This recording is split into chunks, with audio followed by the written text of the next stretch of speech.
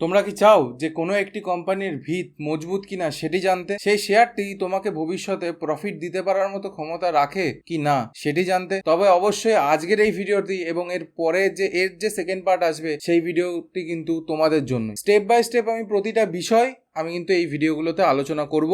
প্রত্যেকে পুরো ভিডিওটা স্কিপ না করে দেখবে, কারণ এই ভিডিওতে আমি একটা XYZ একটা কোম্পানির আমি একটা ডেটা তৈরি করেছি। সেই ডেটাটার ভিত্তিতে আমি প্রতিটা জিনিস কিন্তু তোমাদেরকে স্টেপ বাই স্টেপ বুঝিয়েছি। যদি ভিডিওটা স্কিপ করে দেখো তাহলে কিন্তু তোমাদেরই কিছু না কিছু একটা মিস থেকে যাবে। সুতরাং যদি এখন টাইম না থাকে তাহলে অবশ্যই এটা লাইক আর সেভ করে রেখে চলে যাও, পরে গিয়ে ভিডিওটা দেখো একটা খাতা এবং পেন নিয়ে। দেখো কেন আমি খাতা পেন নিয়ে বসতে বলছি, এর পিছনের গল্পটাও কিন্তু খুব মজাদার। আমি যখন স্কুলে পড়তাম আমাদের এক টিচার তিনি আমাদেরকে বলতেন যে পড়াশোনা করে লাভ নেই, জাস্ট এইটুকুনি ওয়ার্ড বলে না তিনি থেমে যেতেন। তারপরে তিনি বলতেন যে যদি শিক্ষা অর্জন করতে হয় তবে কিন্তু শুধুমাত্র পড়াশোনা করলে হবে না, করতে হবে হচ্ছে লেখাপড়া।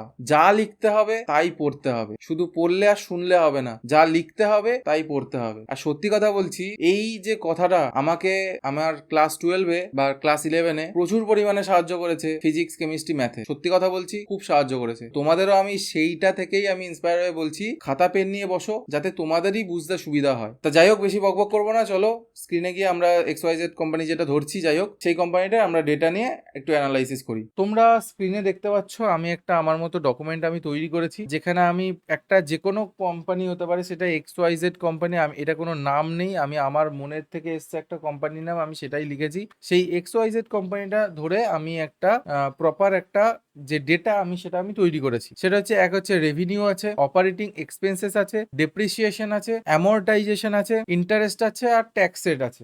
রেভিনিউ হচ্ছে কত? 10 লাখ। একটা কোম্পানি রেভিনিউ অথবা আয়, টোটাল যে আয়টা সেটা হচ্ছে 10 লক্ষ টাকা আমি ধরেছি। অপারেটিং এক্সপেন্সেস, অপারেটিং যেটা আমার খরচাতে, একটা বিজনেসকে অপারেট করতে গেলে যে টাকাটা আমার খরচা হচ্ছে সেটা হচ্ছে অপারেটিং এক্সপেন্সের মধ্যে পড়ছে। সেই অপারেটিং এক্সপেন্স আমার কত হচ্ছে? 6 লক্ষ টাকা। আচ্ছা, ডেপ্রিসিয়েশন আমরা কাকে বলবো? ডেপ্রিসিয়েশন, আমি প্রত্যেকটা জিনিস বলছি, তোমরা প্রত্যেকটা জিনিস পারলে নোট করো, আমি যে কথাটা বলছি পারলে তোমরা রিভাইন্ড করে মানে আবার জিনিসটাকে শোনো। এই যে রেভিনিউ হচ্ছে টোটাল আয়, অপারেটিং এক্সপেন্স হচ্ছে যে যে আমি একটা বিজনেস করছি, সেখানে আমার যে টাকা, সেই বিজনেসটা করতে গেলে তো অনেক রকম খরচা থাকে, হতে পারে আর তুমি যে ঘরে বিজনেস করছো সেই ঘরের একটা ভাড়া থাকতে পারে, ঠিক আছে।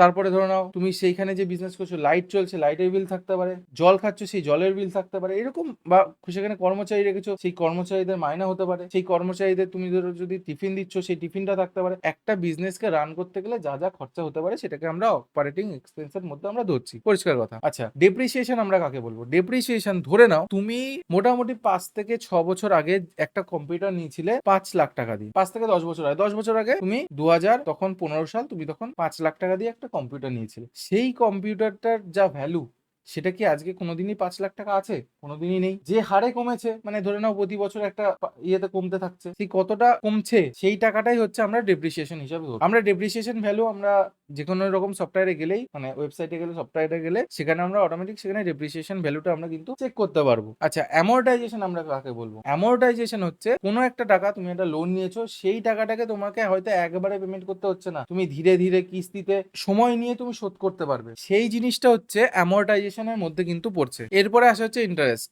ইন্টারেস্ট ধরেছে যে সুদ দিতে হচ্ছে, সেই সুদটা কত? 2.5% আমি ধরেছি। ধর 20 লাখ টাকার উপরে 2.5% তোমাকে সুদ দিতে হচ্ছে। আর ট্যাক্স রেট কত ধরেছি? 25%। এবার তুমি বলবে যে 2.5% কেন, এত কম কেন? দেখো, জাস্ট এটা আমি একটা ছোট্ট উদাহরণ হিসাবে নিয়েছি, যাতে আমি 50,000 ভ্যালুটা আমি বের করতে পারি, জাস্ট ক্যালকুলেশনের সুবিধার জন্য। প্রত্যেকটা দেখো 50,000, 30,000, 6 লাখ, 10 লাখ আমি এরকম হিসাবে ধরেছি, তাই জন্য আমি 20 লাখ টাকার 2.5% ধরেছি। আমি জাস্ট এখানে একটা জাস্ট রাফ ডেটা দিচ্ছি তোমাদের জন্য, জাস্ট বোঝার সুবিধার জন্য। এইবার চলে আসি হচ্ছে আমাদের এই এবিটডা। এই এবিটডা জিনিসটা কি? আর তোমরা শেয়ার মার্কেটে শুনেছো, যারা কাজ করো তারা হয়তো অনেক, যারা ইনভেস্টার আছে তাদের কাছ থেকে এবিটডার কথাটা শুনেছো। অনেকে যারা শার্ক ট্যাঙ্ক দেখেছো তারা হয়তো কন্টিনিউয়াসলি শুনে গেছো যে এবিটডা কত। আমাদের যে লেন্সকার্টের ফাউন্ডার, সে কন্টিনিউ এবিটডা সম্বন্ধে তোমাদেরকে বুঝিয়েছে। তা এই এবিটডা জিনিসটা কি?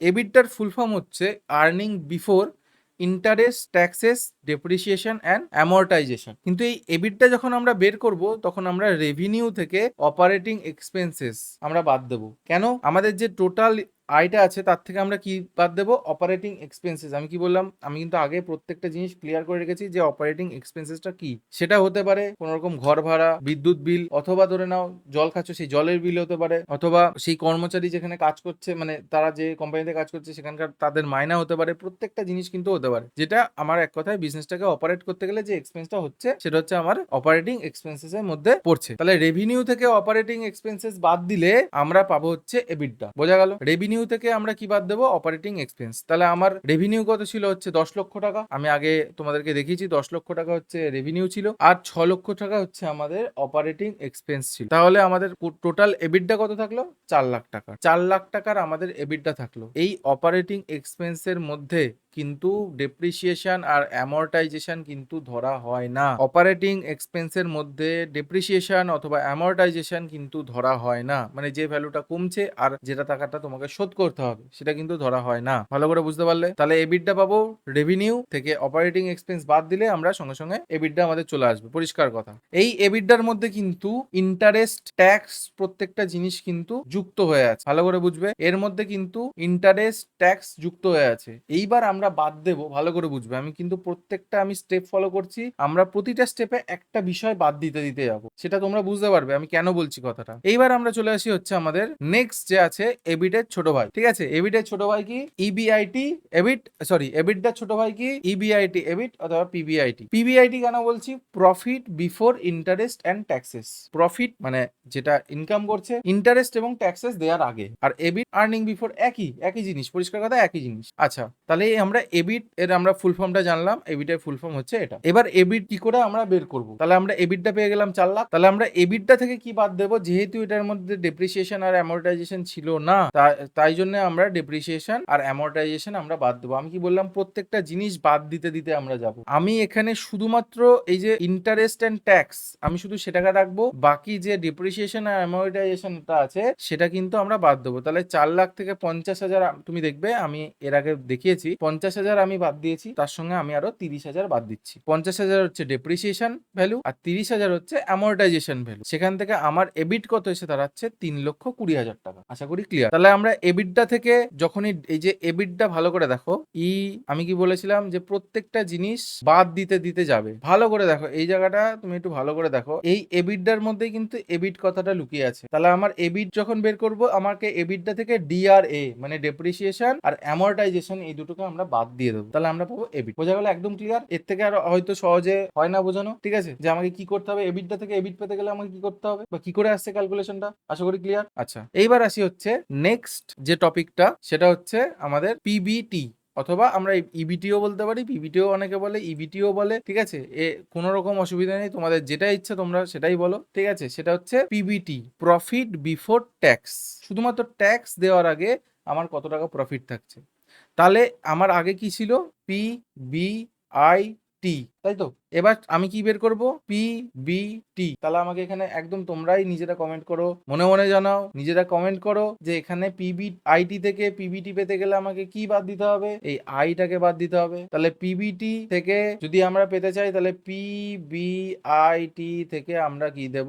আইটাকে বাদ দেবো, মানে ইন্টারেস্ট বাদ দেবো। তাহলে PBT এবিট minus interest, এবিট minus interest আছে আমাদের যে ফর্মুলাটা, এবিট মাইনাস ইন্টারেস্ট। তাহলে পিবিটি কত পাচ্ছি? 3,20,000 মাইনাস 50,000, 2,70,000 আমাদের পিবিটি থাকছে। আশা করি বোঝাতে পারছি, খুব সিম্পলে বোঝাচ্ছি। PBIT profit before interest and taxes থেকে পিবিটি মানে প্রফিট বিফোর ট্যাক্স আনছি, তাহলে আমাকে ইন্টারেস্টটা বাদ দিয়ে দিতে হবে। পরিষ্কার কথা। আমি দেখো প্রত্যেকটা স্টেপে একটা বিষয় আমি কিন্তু ধীরে ধীরে বাদ দিতে দিতে আসছি। আচ্ছা, তাহলে এটা ট্যাক্স দেওয়ার আগে আমার প্রফিটটা বেরোলো। এরপরে আমরা আসবো হচ্ছে নেট ইনকাম। আমরা একটু আগে কি বললাম? PBT, profit before tax. তাহলে এই দুটো বি মানে বিফোর, টি মানে ট্যাক্স। এবার আমরা কি করব? আমরা শুধু চাইছি প্রফিট, মানে আমরা নেট ইনকাম, আমার ইনকাম কত টাকা হচ্ছে। আমি ব্যবসাপাতি যে করছি আমার তো ইনকাম থাকতে হবে, শুধু ট্যাক্স ইন্টারেস্ট ভরতে ভরতে গেলে তো হবে না। এবার আমাকে সেই কোম্পানিটার তো একটা প্রফিট জেনারেট করতে হবে। সেই প্রফিটটা কত জেনারেট করছে, মানে একটা কোম্পানি কিভাবে তার প্রফিটটাকে দেখায়, এটাও কিন্তু তোমরা বুঝতে পারছো ধীরে ধীরে। ভালো করে বোঝো যে আমি কিন্তু এখানে টেকনিক্যাল অ্যানালাইসিস বোঝাচ্ছি, কিন্তু কিভাবে একটা কোম্পানি তার প্রফিটটাকে শো করছে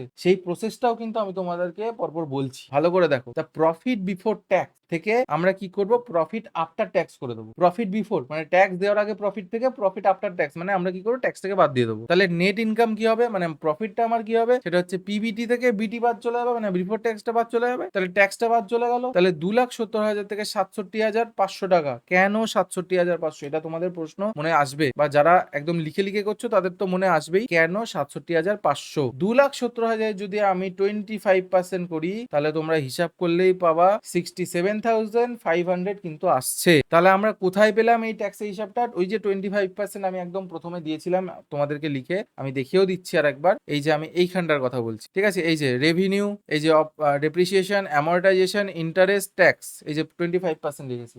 এইখান থেকে আমি ট্যাক্সের হিসাবটা পেয়েছি। আমি ট্যাক্স এত টাকা ধরেছি, আমি 25% আমি ট্যাক্স ধরেছি, সেইখান থেকে আমি হিসাবটা করে আমি তোমাদেরকে বলছি। বোঝা গেল? তাহলে আমি কোথা থেকে কি পেলাম আমি তোমাদেরকে একদম ক্লিয়ার করে জানালাম যে 67,500 এই যে ভ্যালুটা, তাহলে এই ভ্যালুটা আমার কোথা থেকে এলো আমি তোমাদেরকে বললাম যে 67,500 ভ্যালুটা আসার পিছনে দায়ী হচ্ছে সেই 20% যে 25% যে আমি ভ্যালুটা ধরেছি সেইটার জন্য 2,70,000 টাকার উপরে 67,500 আসছে। 67,500 এই ভ্যালুটা আসছে। যাই হোক, এইবার আমরা বের করব হচ্ছে আর্নিং পার শেয়ার। একটা কোম্পানির শেয়ারের প্রাইস ধরে নাও 500 টাকা, ধরে নাও। তো সেই কোম্পানিটা প্রতি 500 টাকা তুমি মানে একটা প্রতিটা শেয়ারে কত টাকা ইনকাম হচ্ছে, এটা তো ইনকামও করতে হবে। মানে যারা শেয়ার হোল্ডার তাদের থেকে তো আর শুধুমাত্র টাকা নিয়ে গেলেই হলো না, তাদেরকে তো কিছু দিতেও হবে। তাহলে প্রতি শেয়ারে আর্নিংটা কত দেখা যাক, সেটা আমরা কি করে হিসাব করব। যে কটা শেয়ার আছে, টোটাল শেয়ার যেটা আছে, সেই টোটাল শেয়ারটাকে আমরা কি দিয়ে ভাগ করব? নেট ইনকাম দিয়ে। যে ইনকামটা হয়ে আছে, আমার ইনকাম কত ছিল? 2,02,500 টাকা। সেটাকে আমরা কি করব? আমরা টোটাল যে শেয়ারটা আছে সেটা দিয়ে আমরা ভাগ করে দেবো। পরিষ্কার হিসাব, আমরা টোটাল শেয়ার ধরেছি 10,000, সেটাকে দিয়ে আমরা ভাগ করে দেবো। তাহলে আমরা কত পেলাম? 20.25 টাকা, 20 টাকা 25 পয়সা। 20 টাকা 25 পয়সা আমাদের আর্নিং পার শেয়ার। প্রতি শেয়ারে আমরা 20 টাকা 25 পয়সা করে আমরা আর্ন করছি। প্রফিট জেনারেট হচ্ছে টোটাল 2,02,500 টাকা। আমাদের টোটাল শেয়ার আছে 10,000টা, তাহলে আমরা 20 টাকা 25 পয়সা করে আমরা জেনারেট করছি প্রতি শেয়ার। একদম ক্লিয়ার, আমি একদম পুরো যতটা পারা যায় আমি কিন্তু সিম্পল করে তোমাদেরকে বলছি। আচ্ছা, এরপরে আসে হচ্ছে ডিভিডেন্ড পার শেয়ার। এই ডিভিডেন্ড পার শেয়ারটা কি এবার একটু এটা জানি। ডিভিডেন্ড হচ্ছে, ধরো না এই যে কোম্পানির প্রফিট হলো, তা শেয়ার হোল্ডারদের তো কিছু দেওয়া উচিত। তুমি কি মনে করো, তুমি যদি শেয়ার হোল্ডার শুধু শেয়ার প্রাইসটাই বাড়বে? এই যে প্রফিটটা করলো সেই প্রফিটের তো একটা ভাগও দেওয়া উচিত। কোম্পানি কি করে, আমি ধরে নিচ্ছি এখানে যে কোম্পানি তার যে প্রফিটটা হচ্ছে পার মানে যে শেয়ারটা প্রতি শেয়ারে যে আর্নিংটা হচ্ছে তার 50%, মানে টোটাল যে ধরো এই ভ্যালুটার 50%, অথবা যে ভ্যালুটা এখানে দেখছো এটার 50%, একটা 50% কোম্পানি পেমেন্ট করছে। মানে যদি 100 টাকা সে প্রফিট করে প্রতি শেয়ারে, তাহলে 50 টাকা সে পেমেন্ট করছে। আমি এখানে কত টাকা দেখেছিলাম? 20 টাকা 25 পয়সা। তাহলে আমি এর হাফ করব, যেহেতু 50% আমি এটাকে 2 দিয়ে ভাগ করে দেবো। তাহলে আমি যদি 50% বের করি, তুমি দেখতে পারবে যে 10 টাকা 13 পয়সা হচ্ছে। তাহলে 10 টাকা 13 পয়সা হচ্ছে আমার ডিভিডেন্ড পার শেয়ার। তোমরা হয়তো ডিভিডেন্ড শুনেছো কিভাবে হিসাব করে, ডিভিডেন্ডও হিসাব করে কোম্পানি এইভাবে। তাহলে আমাদের কাছে মেন কি থাকলো? এবিডা থাকলো। তোমরা প্রতিটা সময় হয়তো যখন যদি শার্ক ট্যাঙ্ক খোলো তোমরা শুনতে পারবে এবিডার কথা, এবিডার কথাও শুনতে পারবে, পিবিটির কথাও শুনতে পারবে। এগুলো শুনতে পারবে কারণ তারা এগুলো জানতে চায়। এগুলো খুবই একটা গুরুত্বপূর্ণ বিষয়। নেট ইনকাম মানে প্রফিট, ইপিএস, আর্নিং পার শেয়ার, প্রতিটা শেয়ার আর্নিং করতে হচ্ছে, মানে একটা শেয়ার আর্নিং করতে হচ্ছে। আর ডিভিডেন্ড পার শেয়ার, ডিভিডেন্ড মানে গিফট। এক কথায় কোম্পানি প্রতিটা শেয়ার হোল্ডারকে একটা শেয়ারের পিছনে কত টাকা করে দেবে? 10 টাকা করে দেবে, পরিষ্কার কথা। তা আমি এখানে একদম পুরোপুরি একটা চার্টের মধ্যে লিখেছি। যাই হোক, এই ছিল আজকের ভিডিও। যদি ভিডিওটা ভালো লাগে তাহলে অবশ্যই চ্যানেলটাকে সাবস্ক্রাইব করবে, ভিডিওটাকে লাইক করবে এবং একটা কমেন্ট করে জানাবে যে কেমন লাগলো। যে বিষয়গুলো নোট করতে বললাম অবশ্যই নোট করো। এর পরের পার্টটাও আসছে, তার জন্য একটা কমেন্ট করে রাখো যে সেকেন্ড পার্ট চাই, তাহলে কিছুই না, একটুখানি তাড়াতাড়ি চলে আসবে সেকেন্ড পার্টটা। সকলকে শুভ শারদিয়া জানিয়ে আজকের এই ভিডিওটা শেষ করছি। দেখা হচ্ছে নেক্সট একটা কোনো ভালো ভিডিওতে একটা ভালো শিক্ষণীয় টপিকের সাথে। নমস্কার।